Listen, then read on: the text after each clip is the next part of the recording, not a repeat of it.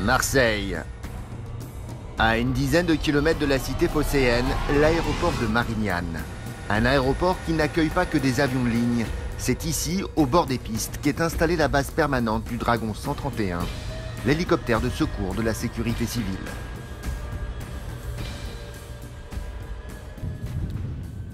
L'équipe du Dragon 131 est appelée sur un accident de la route particulièrement grave. C'est pourquoi on part là? On part, Patrice il m'a dit qu'on partait sur un AVP avec un membre arraché. Dans l'équipe de secours, la seule femme, Ambre, 32 ans, est infirmière pour les pompiers des Bouches-du-Rhône. Elle est en place à l'hélico depuis quelques mois seulement, mais c'est exactement ce qu'elle doit faire. Donc sur l'autoroute A7 dans le sens vers Paris.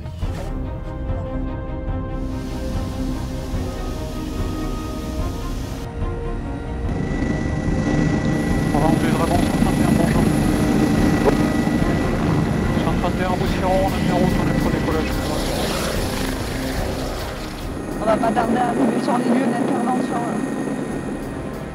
L'accident a eu lieu sur l'autoroute A7, entre Marseille et Salon-de-Provence. Les blessures sont graves et les victimes perdent beaucoup de sang. Salon Tour, le Dragon, on est en finale sur l'autoroute.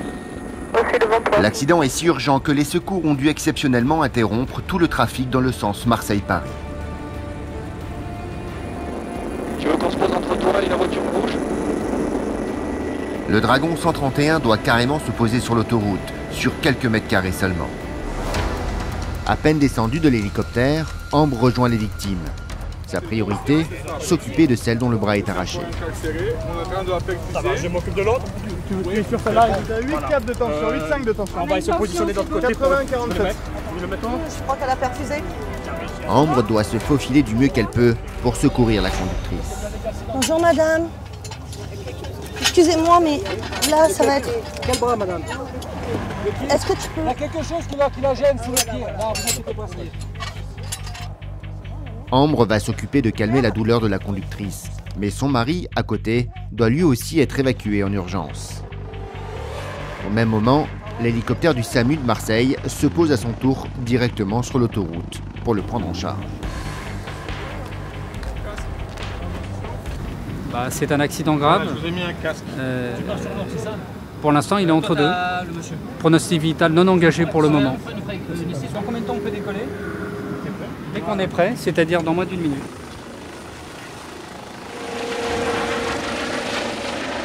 Mais la femme, elle, est bloquée par la carrosserie défoncée du véhicule. Le toit de la voiture s'est entièrement embouti sous la force du choc. La glissière de sécurité a été entièrement détruite. La femme était au volant de son véhicule. Un léger endormissement et elle percute à 130 km/h la rambarde de sécurité et fait plusieurs tonneaux. On coupe. On a un garrot tourniquet. Ouais, on a ça. Dans le sac, on lui met. On va poser un garrot tourniquet à son membre qui est amputé. C'est elle qui va poser le garrot pour stopper au plus vite l'hémorragie. Ouais, je sais.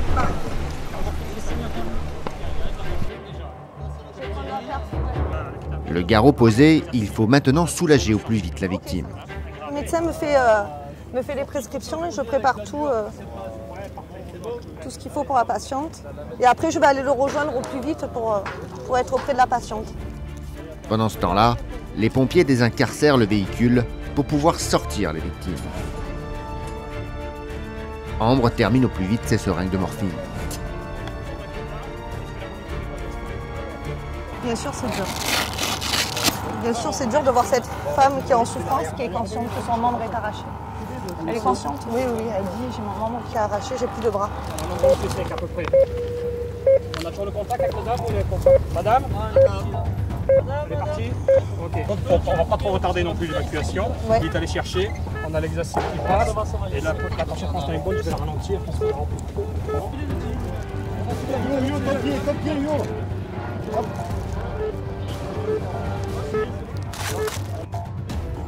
Mais tout n'est pas perdu pour la victime. Il y a encore un espoir de regreffer son membre. Le bras a été retrouvé sous la voiture des accidentés. On l'a reconditionné et on va pouvoir essayer de l'emmener avec la patiente pour faire le nécessaire. Le bras arraché a été conditionné dans un sac étanche, puis recouvert de glace pour préserver au mieux les tissus. Il pourra ainsi être conservé pendant 6 heures avant d'être réimplanté. On donne toute l'opportunité au chirurgien qui va intervenir derrière de pouvoir éventuellement regreffer le membre de bonne façon, en conservant le plus possible le membre dans les meilleures conditions possibles. On met le là, de toute façon, parce qu'après le brancard, on va le réorganiser. Ouais, tu mets là. Allez, La conductrice est plongée dans un coma artificiel afin de soulager sa terrible douleur. Elle est maintenant prête à être transportée dans le Dragon 131. Ambre décolle direction le CHU de la Timone. Ambre fait partie des 12% de femmes secouristes que compte son département. Un chiffre en dessous des 18% de la moyenne nationale. Alors le SDIS 13, le service de secours et d'incendie des Bouches-du-Rhône, a depuis quelques années choisi d'augmenter fortement ses effectifs féminins. Son objectif, atteindre 25% de femmes secouristes en quelques années et devenir ainsi la référence nationale. Qui sont ces femmes qui s'impliquent cœurs et âme dans un métier qui jusque-là a été ultra masculin? Pendant 3 mois, nous avons suivi 4 femmes dans le milieu très fermé du secours embarqué. Ambre, Natacha, Sandrine et Mireille. Après Ambre, portrait de Natacha, 42 ans, médecin urgentiste aguerri qui est capable d'intervenir dans les canyons les plus inaccessibles du sud de la France. Qu'est-ce que vous faites? Eh bien, je mets un tout petit tuyau dans les veines. Ensuite, portrait de Sandrine, 40 ans, infirmière anesthésiste, capable de soulager les douleurs les plus fortes, aussi bien sur les chemins reculés du Luberon que sur les voies publiques de la périphérie de Marseille. Voilà, on est en train de tout faire tranquille. Hein. Et enfin Mireille, 55 ans, la doyenne des infirmières embarquées. En retraite dans quelques mois, elle est une parfaite maman avec ses victimes d'accidents de la vie, de la Camargue jusqu'aux rives de la Durance. Ça va aller mieux dès qu'on va calmer la douleur, hein? D'accord? Au même titre que les hommes, ces femmes sauvent des vies et se consacrent pleinement à leur métier, au sacrifice parfois de leur vie de famille. Embarquement avec ces héroïnes du quotidien, aux 4 coins de la Provence.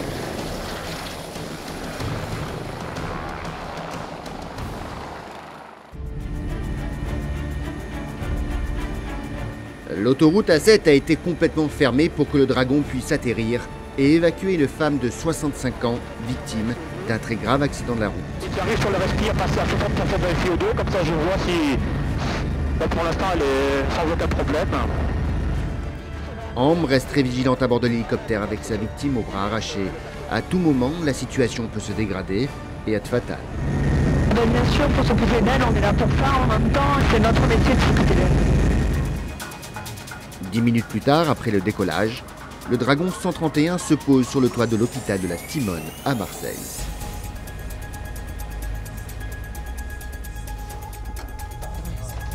Elle a perdu beaucoup de sang et elle a une baisse de tension. On va au déchocage. La victime est transférée en salle de réanimation. L'importance du sang qu'elle a perdu engage son pronostic vital. Le médecin en équipe avec Ambre passe son bilan médical. Donc on n'a pas pu évaluer la perte sanguine en sachant que lorsqu'on l'a pris en charge, elle était consciente. Il n'y avait pas de trouble neurologique a priori. On a terminé à la mettre sous noradré après intubation. Oui, d'accord. Alors. La priorité du moment, transfuser la victime. Oui, 2 poches de sang s'il te plaît. Il faut être ultra rapide sur la prise en charge, faire un bilan sur du membre arraché, mais aussi s'il n'y a pas d'autres lésions associées. Donc on va aller faire un scanner dès qu'on pourra, et puis il faudra faire une exploration à la fois vasculaire et puis orthopédique du membre arraché. Si on peut faire une greffe du membre, c'est quand même intéressant de pouvoir être dans de bons délais pour ça.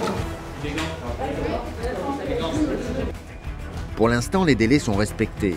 Le bras conservé dans la glace est prêt à être réimplanté. Les chirurgiens doivent se mettre à l'œuvre tout de suite. Messieurs, s'il vous plaît. Ambre laisse la place maintenant aux chirurgiens. Nous, on prendra des nouvelles.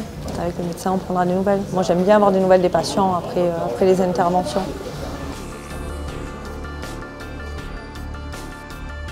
Ouais, ok, allez, on bouge. On bouge. On y va, on retourne à la base. Hop.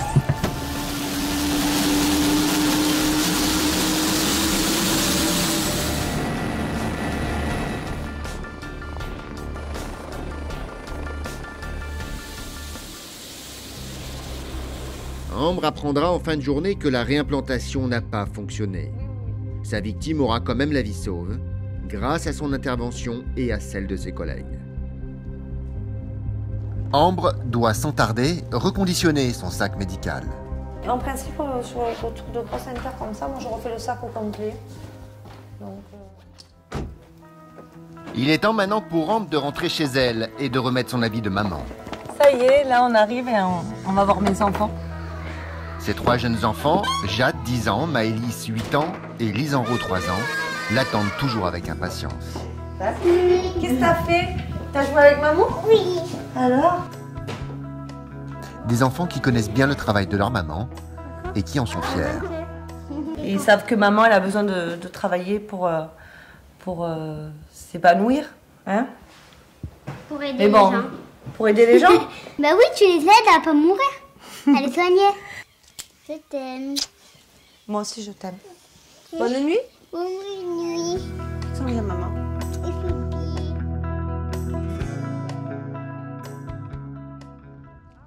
Le lendemain, nous retrouvons Natacha, médecin urgentiste. Natacha est également mère de 2 jeunes enfants et en été, pour son travail, elle est obligée de s'en séparer quelques jours. Et pour cause, elle est appelée en renfort un peu plus haut en montagne, en Lozère, sur la base de Mende, au Dragon 48. L'été, la Lozère accueille près de 100 000 touristes, dont la majorité pour des activités de plein air. Je vais m'équiper. Natacha est appelée sur un accident de canyoning, inaccessible par voie terrestre. Baudrier obligatoire, une dégaine. En plus de ses compétences de médecin, Natacha est qualifiée pour intervenir en milieu périlleux. Elle s'équipe d'un baudrier et de matériel de progression sur corde. On fait notre contrôle croisé? Chacun doit vérifier l'équipement de l'autre. Dans ce genre d'intervention, la moindre erreur peut coûter la vie aux secouristes. Ce qu'on appelle le contrôle croisé pour vérifier qu'on ne fasse pas une erreur sur notre équipement. Visiblement, la victime aurait fait une mauvaise chute sur un saut de cascade. Ce qui veut dire que le site de l'intervention est certainement très encaissé.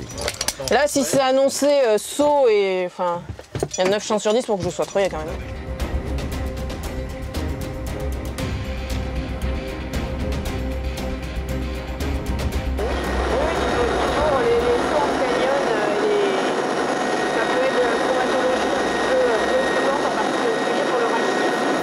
Le rachis, c'est la colonne vertébrale. Si elle est touchée, cela peut entraîner une paralysie.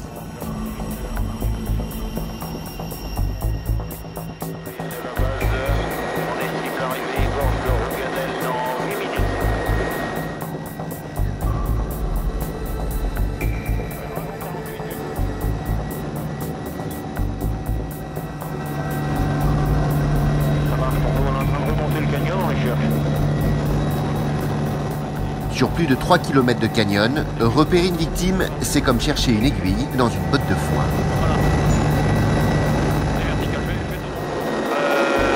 On est très proche de la paroi, donc forcément, il faut être très vigilant. En effet, la partie où a eu lieu l'accident est très encaissée. Natacha et son coéquipier vont devoir se faire treuiller dans un endroit très exigu.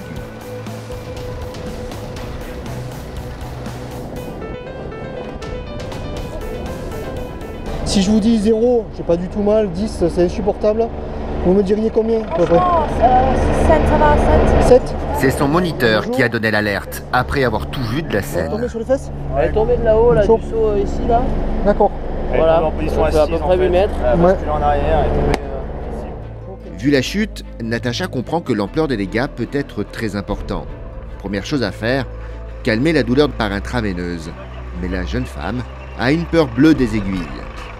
Elle veut pas être perfusée, elle veut essayer sans... Donc c'est pas la peine de descendre le sac civière seule. Après, moi, c'est plus compliqué pour moi, si dans l'hélico ça se passe pas bien, de vous mettre une voie alors que ici, là, j'ai la place et je peux le faire. Après quelques minutes de négociation, la jeune femme reste sur ses positions. Elle ne veut pas de perfusion et préfère endurer la douleur. Natacha va donc redoubler de douceur pour l'évacuer. Oui, le Dragon 48, on t'écoute. Dragon de SSH, donc je confirme la nécessité de la civière. On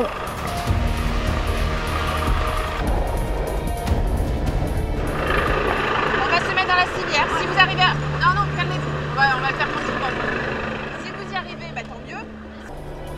Toute seule comme ça va? Viens, nous on va t'attacher et puis ça va aller. Hein, ok. 1, 2 et 3. Voilà. L'évacuation par la civière est indispensable.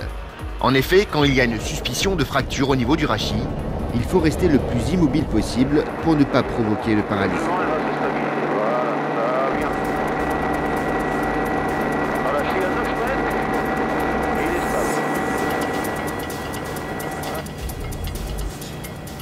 La jeune femme est emmenée près de l'ambulance des pompiers. Malgré la douleur, elle garde le sourire, mais se souviendra de cette journée canyon. C'est la première fois. C'est la première fois. C'est assez typique. C'est mon cadeau. Je suis en week-end en amoureux. On anniversaire demain. Super. Bonjour, docteur Jacquier, le médecin du Dragon. Natacha passe son bilan auprès du centre hospitalier de Mende et elle va tout faire pour que sa patiente ait le droit à un transfert par hélicoptère plutôt que par ambulance. Oh, je pense que c'est plus confortable pour elle le Dragon a priori. Ouais, il y a 1 heure de route donc... 1 heure de route, alors qu'en hélicoptère c'est 10 minutes. Un joli cadeau d'anniversaire pour la jeune femme. Mais sans antidouleur, les 10 minutes paraissent une éternité. Et elle s'accroche à ce qu'elle peut. Là, elle n'a pas eu d'antalgique, donc de médicaments pour soulager la douleur, donc elle a super mal. Et elle est franchement super courageuse parce que, voilà, bon après elle a peur, mais voilà, elle subit la douleur et elle reste souriante et franchement elle est exemplaire. C'est la patiente qu'on voudrait toujours avoir, voilà. Arrivé dans 1 minute. Ça va être compliqué. Content d'être arrivé. Mais ils sont très gentils.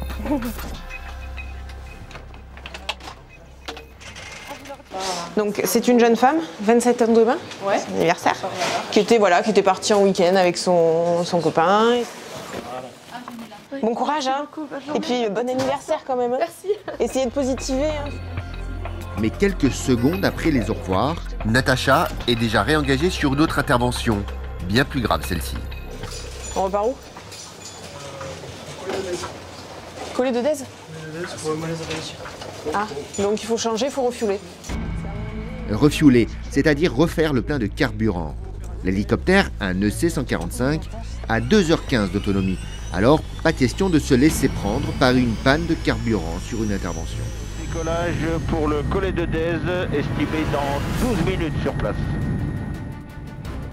La victime se trouve dans un village reculé, Collet de Dez, à l'extrémité du département. Il est situé à plus de 3 heures de route de l'hôpital de Mende. Sans intervention héliportée, la victime est condamnée. Il n'y a donc pas une seconde à perdre pour Natacha. Elle doit le réanimer. Un pompier l'attend à la descente de l'hélicoptère. Ils sont en train de le conditionner au VSAB qui est à l'extérieur. Donc normalement, je suis en train de leur demander s'il est ça, mais c'est juste la maison en dessous. Là. La victime est un peu plus haut dans le village, dans l'ambulance des pompiers. Le chef d'unité amène au plus vite Natacha sur les lieux. Premier impératif pour le médecin, prendre connaissance du premier bilan. Comme ça depuis quand? Ça fait 1 heure, enfin comme ça, non, ça fait 10 minutes, un quart d'heure. D'accord. Quand je suis arrivé, il répondait, il était obnubilé. Mais... Et là, il a perdu le contact? Là, il a perdu le contact. C'est quoi le pronostic là? Allez, ça ira. Natacha, comment ça se passe pour le monsieur là? Pas bien. Pas bien du tout. Il est suivi sur la maison. Natacha est très inquiète quant au pronostic vital de la victime. Et en réponse, il a les yeux ouverts, donc aucune réponse verbale, aucune réponse motrice, il réagit à la douleur de façon à peu près orientée. Donc après, mais après l'état clinique est très précaire. Hein. Donc il est 8, hein, il est pour l'intubation. Hein. On me prépare une plateau d'intubation. Parce que là, il va pas tarder à plus respirer. Tous. Appuie-moi sur le ballon. L'intubation est une opération minutieuse et techniquement difficile. Elle va permettre au patient de respirer artificiellement et ainsi de le maintenir en vie. Le patient est maintenant stabilisé. La mission est réussie pour Natacha, pour l'instant. Mais elle reste très préoccupée de son état et doit impérativement en informer la famille. Bonjour monsieur, je suis le docteur. En haut des marches, le frère de la victime attend. Natacha va devoir utiliser toute sa douceur féminine pour lui annoncer la gravité de la situation. Là, il faut que... Il est dans le coma. Et voilà, il faut que je vous prévienne que son pronostic vital est très engagé. Ouais. Il peut s'éteindre d'un moment à l'autre là. Hein. Ah, d'accord. Voilà. C'est déjà grave par la situation clinique et c'est encore plus grave par les soins qu'on peut amener par ailleurs pour essayer de compenser. C'est difficile à dire, mais enfin, moi là, je suis très réservée. C'est extrêmement grave. D'accord, je vous remercie quand même. Là, c'est plus dur pour moi, mais... Et oui, je comprends, ouais. Vous avez quelqu'un? Non, j'ai personne, je suis tout seul.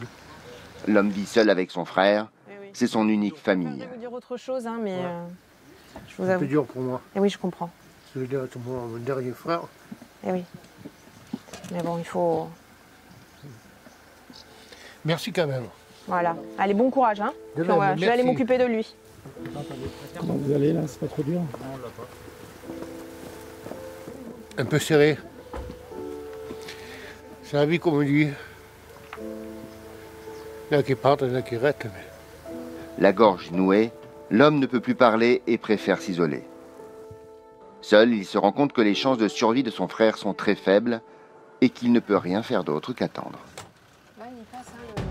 Mais de l'autre côté, Natacha se bat. Elle doit transporter maintenant sa victime au plus vite à l'hôpital le plus près, celui d'Alès, situé à 30 km d'ici. Elle doit lui donner une chance de survie, infime soit-elle, mais elle n'est pas très optimiste. Malgré tout, quand le pronostic vital est engagé, ça veut dire que la personne ne peut même ne pas arriver à l'hôpital. Le patient est attendu à l'hôpital d'Alès. Tout le personnel est en alerte.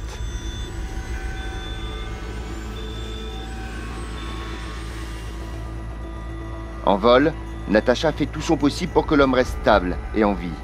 Il y a peut-être une possibilité de le sauver. En moins de 30 minutes, le Dragon 34 de la sécurité civile se pose sur la piste de l'hôpital d'Alès.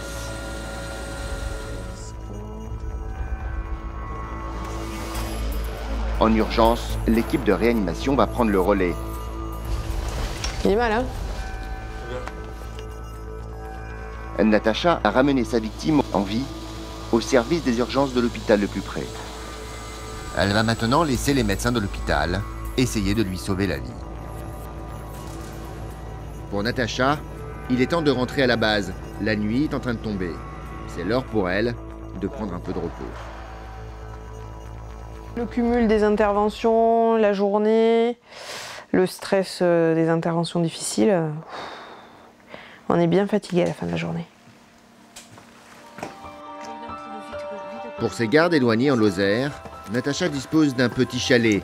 Il est sommaire, mais ça lui convient. Je dors là et puis après, après je fais un peu plus luxueux dans ma vie perso. C'est l'aventure là. Oui, c'est ça. Ce soir, Natacha est un peu éloignée de ses enfants. Mais c'est son métier qui veut ça.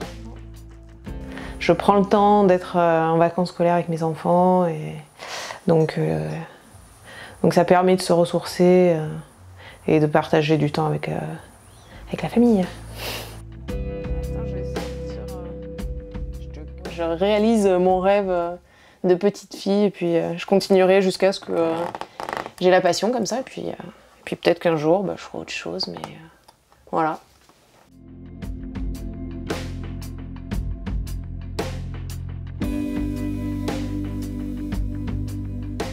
Petite douche au lit pour être d'attaque pour repartir dans quelques heures.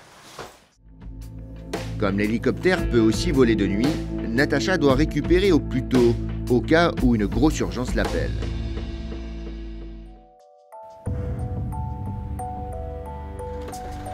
Retour à Marignane. Aujourd'hui, c'est Mireille, 60 ans, que nous retrouvons à la base. C'est la doyenne des infirmières à l'hélico.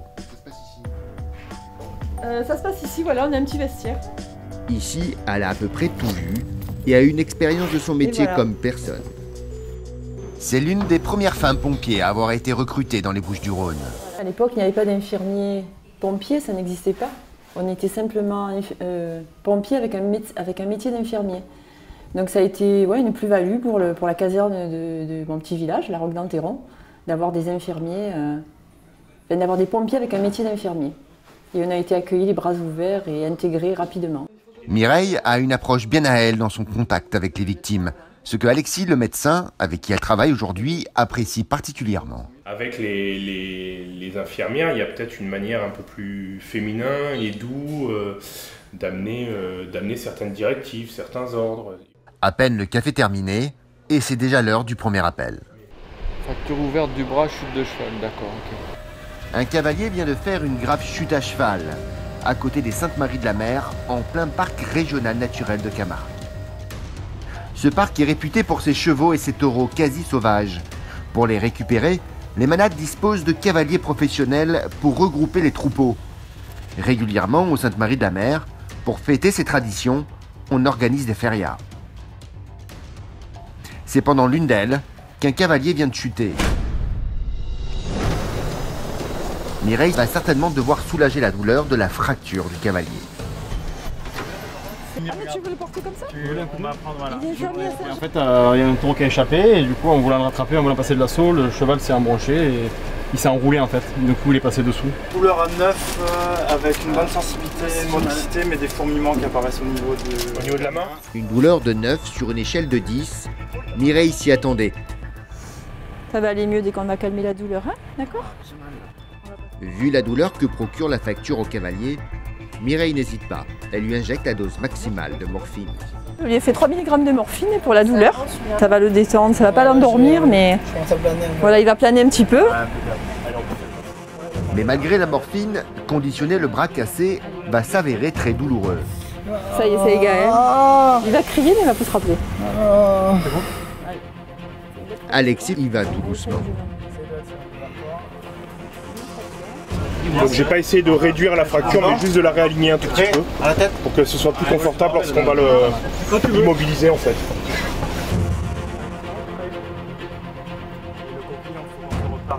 Il remonte, il remonte. Gaël, tu m'entends? Oui. Ça y est, c'est fini, hein? Des sangles du brancard. Ça va? On va essayer de voir si on peut aller sur Montpellier. Mathieu, le collègue du cavalier, a assisté à toute la scène.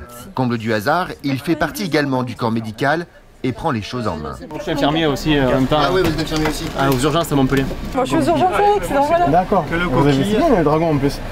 Ouais, c'est une passion, c'est une passion. Bon, c'est bon pour l'apéronie, hein. Voilà.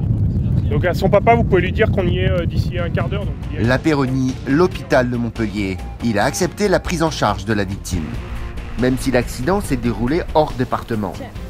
C'est l'établissement le plus proche. En urgence, il n'y a aucune barrière administrative. La priorité, oui, c'est d'arriver rapidement et de lui poser un cathéter et de le calmer, quoi. De calmer la douleur et puis de réaxer le membre qui était fracturé et déplacé. On fera des signes en route, ok? Je comprends rien. Bon, vous savez qu'on est dans un hélicoptère quand même. Non? Ben, je vous le dis, vous êtes dans l'hélicoptère de la sécurité civile, on va vous transporter vers des urgences. Après, je me suis enroulé, le cheval me passait par-dessus et il se cassait le bras. Ok. Le CHU de l'Apéronie est à plus d'1 heure en voiture des Saintes-Maries-de-la-Mer. En hélicoptère, c'est un quart d'heure.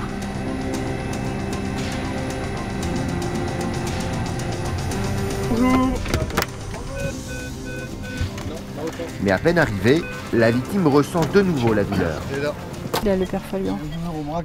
Ça y est. C'est pour ça on vous repasse un médicament. Allez, go. La victime a reçu 3 mg de morphine. Elle peut recevoir la même dose toutes les 10 minutes. Le but c'est vraiment de soulager la douleur le plus possible, hein, donc on a les moyens pour. Au revoir. Au revoir Gaël. Grâce à Mireille et à l'ensemble de l'équipe, Gaël a pu très vite remonter à cheval.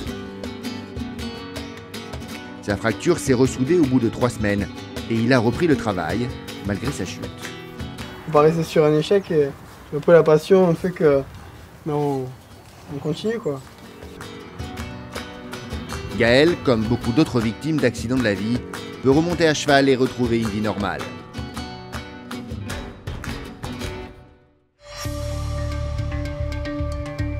Quelques jours plus tard, nous retrouvons Natacha. Elle est accompagnée de Sandrine, son infirmière.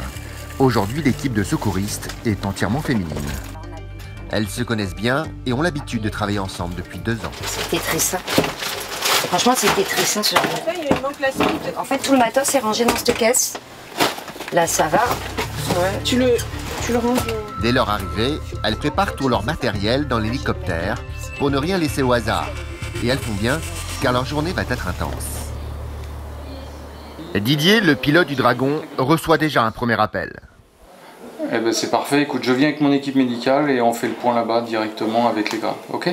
Alors on va à Buaux pour un homme qui a dévissé en escalade et les grimpes sont sur place directement. J'ai pas d'infos médicales particulières, mais on les rejoint directement sur place.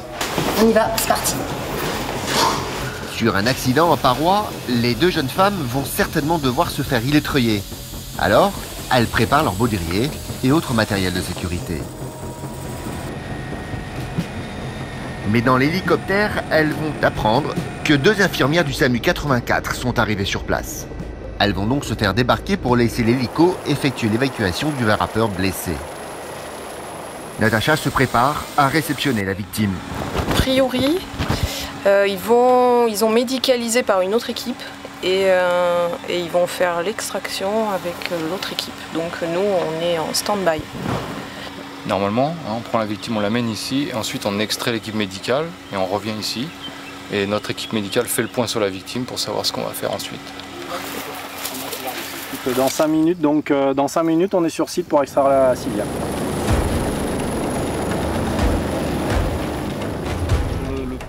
Le varapeur a dévissé d'une dizaine de mètres, mais en l'absence de casque, il a frappé directement la tête sur la paroi.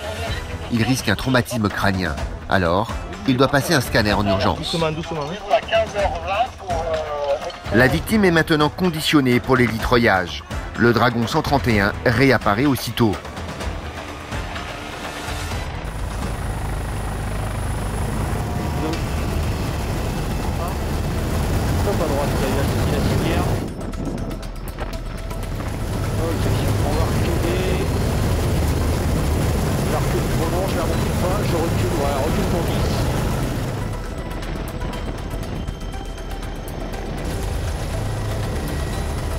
Une fois élitroyé, c'est au tour des 2 infirmières du SMUR de se faire évacuer, car les lieux de l'intervention est très isolés.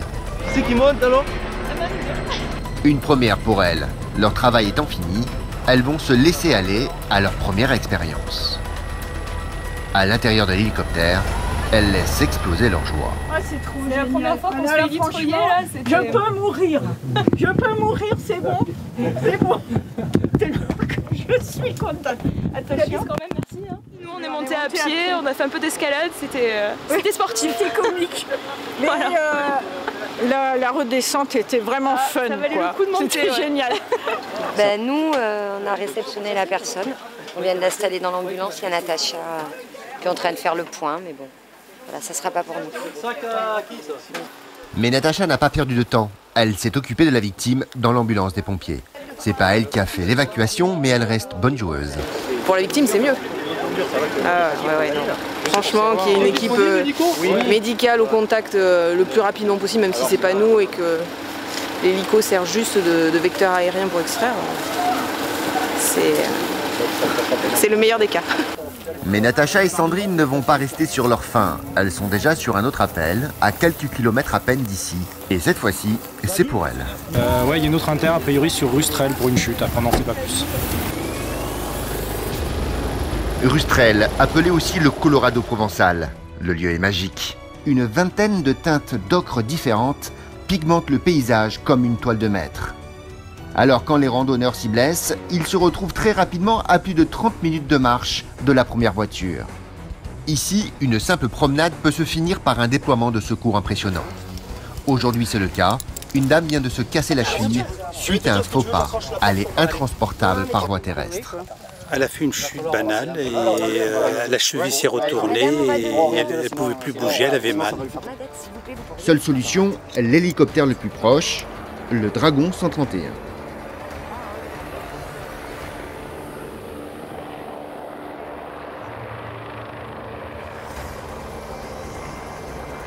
Ici, les chemins sont escarpés et il n'y a pas d'endroit où l'hélicoptère peut se poser. C'est donc par le treuil que nos 2 femmes secouristes vont devoir rejoindre la victime. Mais pas de problème pour elles, elles y ont été formées au même titre que les hommes.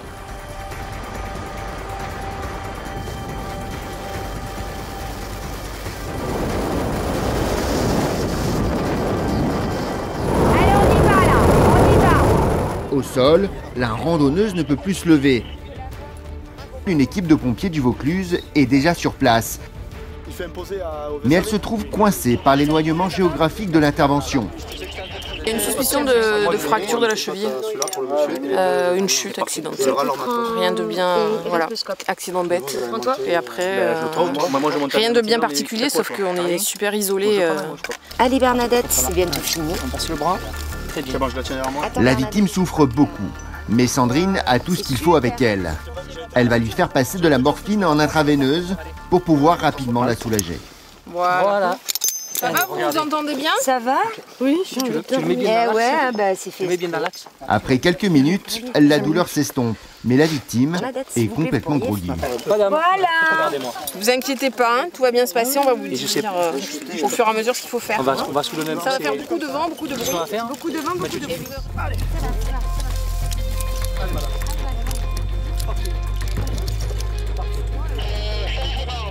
C'est une balade en famille, là? Oui, oui, tout à fait, avec ma soeur, mon mari et mon beau-frère. On habite ils habitent la région et puis on est venu les voir pour quelques jours et on avait décidé de faire le Colorado. Avec l'hélicoptère, là, d'accord? C'est bien pour récupérer. Vous allez vous faire... J'ai des fourmis. Ah bah parce que vous êtes restée assise longtemps. Ça fait longtemps que vous êtes assise là. Hein, regardez, il n'y a pas de danger. Voilà. On se retrouve après. On se retrouve. On arrive. Ah bah oui. Ah bah oui, on revient. Non, donc on continue pas la rando. Hein. D'accord. Ok. Allez. Merci. Allez, ça va aller. Comment vous vous sentez? Bon, un peu croquis. La victime va être élitreillée. Une première pour elle. Heureusement, l'appréhension est un peu gommée par la morphine.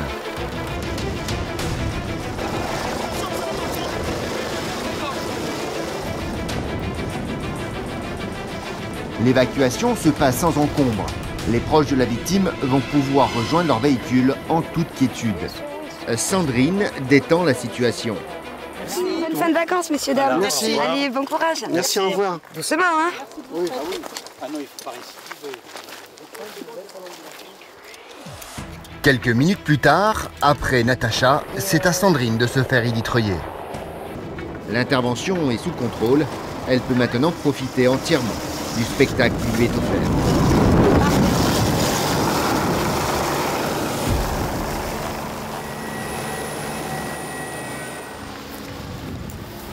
La victime est déjà dans l'ambulance des pompiers. Alors comme promis, Sandrine va la retrouver, même si c'est tout simplement pour lui dire au revoir. Bonne continuation. D'accord. Allez, trop fort. Merci beaucoup. Au revoir, madame. Aujourd'hui, c'était de bonnes conditions et météo et voilà. L'accident me permettait de faire... la victime était très stable, allait bien, donc c'était pas du tout compliqué. Ouais, ça fait plaisir. Non, c'est une bonne journée. Hein. Ouais.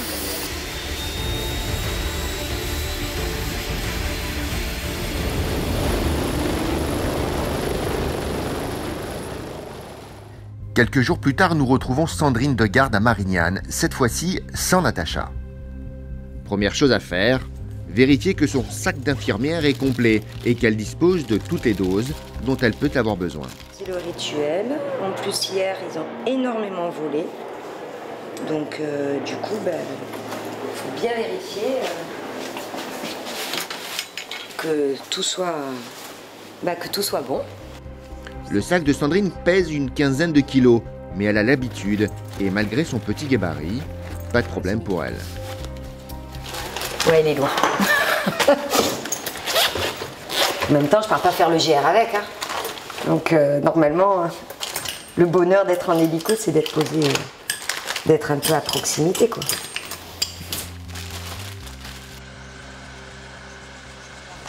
Donc, on part sur un accident de circulation. Saint-Mitre-les-Remparts. J'ai pas plus d'infos. Je viens d'avoir la fête. Dans le département des Bouches-du-Rhône, avec les beaux jours qui reviennent, c'est la loi des séries pour les accidents de la circulation. Et quand les accidents touchent les deux roues, ils sont souvent dramatiques. L'accident a eu lieu dans la zone industrielle d'une commune voisine. Mais voilà, c'est très compliqué d'y poser un hélicoptère. Heureusement, le pilote de l'appareil aperçoit un terrain vague à seulement quelques mètres de l'accident.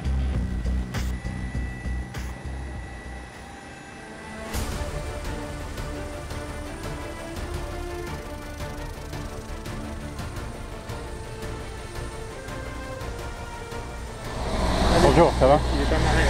Ok. Le motard est en arrêt cardiaque. Déjà sur place, les pompiers et le SMUR se relaient à tour de rôle pour lui faire des massages cardiaques. L'arrêt. L'arrêt depuis un quart d'heure. Ok, t'as déjà passé un peu d'adré ou autre chose comme ça? On est à combien de 10 mg là? Accident de circulation extrêmement violent, âgé à la motard. Très compliqué en fait. Vu l'état de la moto, le choc a été d'une extrême violence. La brutalité de l'accident ne laisse que très peu d'espoir aux secouristes.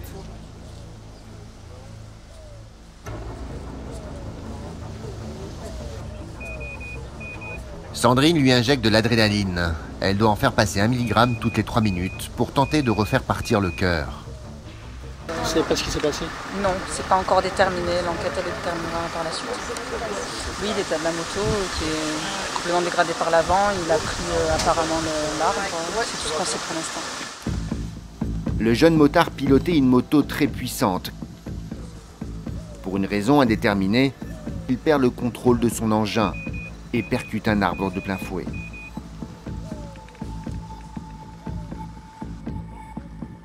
En quelques secondes, une vie vient de basculer.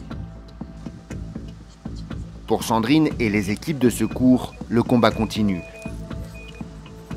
C'est une véritable course contre la mort qu'elle mène maintenant. Mais avec les secondes qui passent, la vie du motard s'éloigne petit à petit. Au bout de 30 minutes, le jeune homme est toujours en arrêt. Malgré les massages cardiaques et les doses d'adrénaline, son cœur n'est pas reparti. C'est 49, ouais. Les équipes de secours n'ont d'autre choix que de se rendre à l'évidence. Il n'y a plus d'espoir. C'est trop jeune pour partir.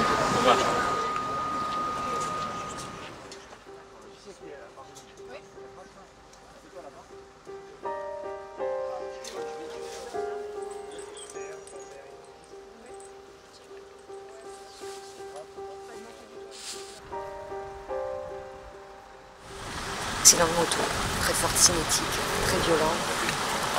Il a dû vraiment taper très très fort et voilà, il y avait déjà un SMUR présent. Donc voilà, il fait tout leur possible et des fois ça passe pas. Donc on rentre. Sandrine ne peut plus rien faire pour le motard. Dans l'hélicoptère de la sécurité civile, l'ambiance est particulièrement lourde.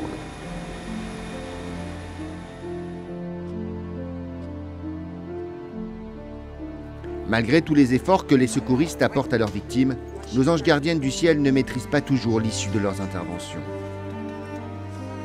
Le préhospitalier, c'est particulier. C'est savoir être donné un moment sur un bref délai en fait.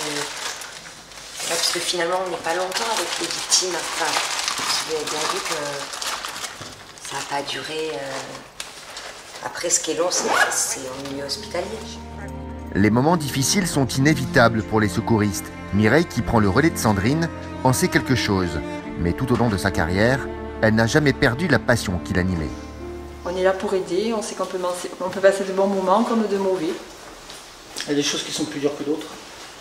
Bien sûr qu'il y a des choses qui sont plus dures que d'autres. Les accidents, l'injustice, dans les accidents quoi. Bon, les enfants, évidemment, ça touche tout le monde. Et quand il y a un cumul de plusieurs interventions, c'est arrivé à tout le monde. Ben, le lendemain matin, on se réveille, on pleure. Et puis après, comme on est des passionnés, ben, on ne s'arrête pas là, on recommence. Et on revient. À peine après avoir pris son tour de garde, Mireille est appelée par Alexis, son médecin, pour un accident de la circulation. Un enfant de 16 ans qui a été percuté par un véhicule. Il est avec un traumatisme crânien et surtout au niveau lésionnel, la dominante c'est un traumatisme du bassin. L'accident a eu lieu à Saint-Paul-les-Durances, une bourgade de 900 habitants, à plus de 50 km de Marignane, à l'extrême nord du département. Les pompiers locaux l'ont ramené à la caserne et ont déclenché l'hélico pour une évacuation sanitaire. Bonjour. Ah, c'est un 2 roues qui l'a fait. Bonjour. Je suis infirmière. Oui, il est perfusé. Il a D'accord. 2 voies. Il a eu un paracétamol, il a eu une ampoule d'hexacil, il a une ceinture pelvienne. L'adolescent est déjà parfaitement conditionné. Il a reçu un choc très violent et il faut le transporter d'urgence à l'hôpital nord de Marseille. La douleur, Maxence? Ça va. Ça va? En fait, il a été beaucoup mieux après le paracétamol et la ceinture pelvienne. Le gars était piéton. Oui, je le mettais piéton, il s'est fait percuter. Les parents étaient prévenus? Oui, oui. Ok. On est bon, vas-y, je te laisse la place. On peut défaire le module. C'est un Maxence. Ouais. Je suis Alexis, je suis le médecin de l'hélicoptère. Comment ça va au niveau de la douleur là, avec ce qu'ils t'ont fait? Ça va mieux? D'accord. Donc la douleur, elle était essentiellement localisée au niveau de la hanche, c'est ça? Du côté gauche? Au niveau du pubis. Au niveau du pubis? D'accord. Ouais. Derrière, ça te fait mal ou pas? Non. D'accord. Alexis vérifie tout de suite si les membres inférieurs bougent toujours. Pour s'enlever immédiatement le doute d'une paraplégie, l'adolescent a été fauché par les jambes. J'ai eu un accident, donc je me suis fait renverser par une moto sur un passage piéton. Le jeune homme vient d'être victime d'un chauffard en 2 roues. Heureusement, ses jambes réagissent, il n'y a pas de paralysie, mais il est bien amoché. Avec l'arrivée de notre caméra, son moral a l'air de remonter. Le jeune homme me demandait si passé on dans était le cadre passé. d'action. Ah ouais. Il est trop content. Ouais, je l'ai dit tout à l'heure. Comment ça se fait que vous êtes au courant? Ben, parce que je regarde tout le temps les reportages dans le cadre d'action. Il regarde tout le temps, il a dit l'hélico. Il est addict, quoi.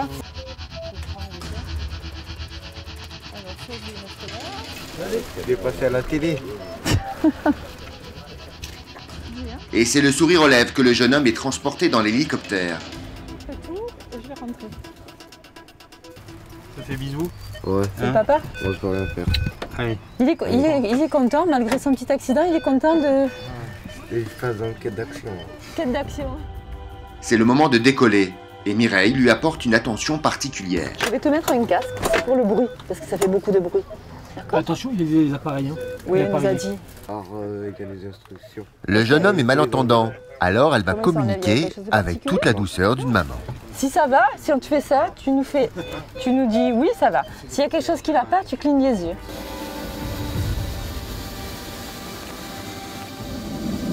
Dans notre rôle, ce n'est pas d'être humaine, c'est d'être humaine. Voilà, mais là je pense qu'il est rassuré. Mais s'il faut, il ne me ramène pas dans le vol.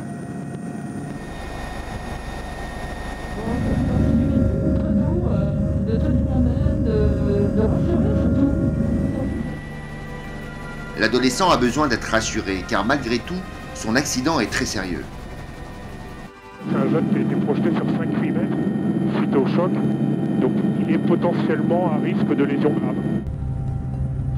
En moins de 15 minutes, l'hélicoptère a parcouru les 50 km pour rejoindre l'hôpital Nord. Ça va aller. Hein. Ça ira mieux ce soir. Hein, t'inquiète. Donc au niveau de l'histoire, tu as eu le bilan par la régule. C'est un jeune homme de 16 ans, piéton renversé par un 2 roues avec quand même une énergie cinétique assez importante. Il aurait été projeté entre 5 et 8 mètres. Traumatisme crânien temporal gauche avec une amnésie des faits. Regarde-nous. Amnésie des faits, autrement dit, l'adolescent a eu une perte de mémoire. Il va devoir subir toute une série de tests pour voir si son traumatisme crânien est bénin ou non. Bon, je veux dire au revoir à Maxence. Ouais. Au revoir, jeune homme. Ouais, nous c'est terminé, ouais. Ici, sur la base de Marignane, les femmes secouristes font leur travail au même titre que les hommes. Si elles ne représentent que 13% aujourd'hui des effectifs dans les Bouches-du-Rhône, leurs compétences et leur dévouement ne font aucun doute. Bientôt, elles atteindront le quart des effectifs des secouristes dans les Bouches-du-Rhône. C'est ce que souhaite le service de secours et d'incendie